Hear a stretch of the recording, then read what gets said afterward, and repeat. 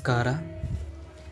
ದ್ವಾದಶ ರಾಶಿಗಳಲ್ಲಿ ಮೊದಲನೆಯ ರಾಶಿ ಮೇಷರಾಶಿಯ ಶುಭವಾರ ಮತ್ತು ದಿಕ್ಕು, ಬಣ್ಣ ಮತ್ತು ಶುಭರತ್ನಗಳ ಮತ್ತು ಶುಭ ಸಂಖ್ಯೆಗಳ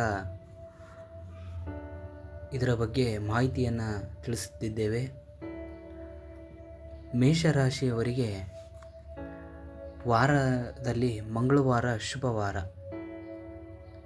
ಮೇಷರಾಶಿಯವರಿಗೆ ದಿಕ್ಕು ಯಾವುದು ಎಂದರೆ ಪೂರ್ವ ದಿಕ್ಕು ಮತ್ತು ಉತ್ತರ ದಿಕ್ಕು. ಮತ್ತು ಶುಭ ಬಣ್ಣ ಯಾವುದು ಎಂದರೆ ಕೆಂಪು, ತಿಳು ಹಳದಿ, ಗುಲಾಬಿ. ಕೆಂಪುನೂ ಆಗಿರ್ಬೋದು, ಇಲ್ಲ ಹಳದಿನೇ ಆಗಿರ್ಬೋದು, ಗುಲಾಬಿ ಆಗಿರ್ಬೋದು. ಈ ಮೂರು ಬಣ್ಣ ಇವರಿಗೆ ಹಚ್ಚಿ ಬರುತ್ತದೆ, ಹೊಂದಿಕೆ ಆಗುತ್ತದೆ.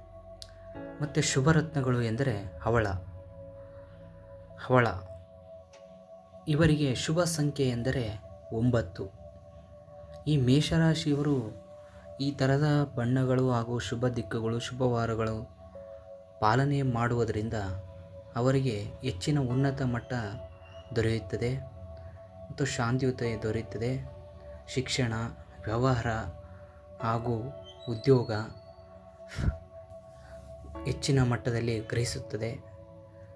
ಅದಕ್ಕಾಗಿ ಶುಭರತ್ನಗಳನ್ನು ಉಪಯೋಗಿಸಿಕೊಂಡು ರಾಶಿಯ ಅಧಿಪತಿಗಳಿಂದ ಶಾಂತಿಯುತವಾದ ಜೀವನ ನಡೆಸಬಹುದು. ಎಲ್ಲರಿಗೂ ಧನ್ಯವಾದಗಳು.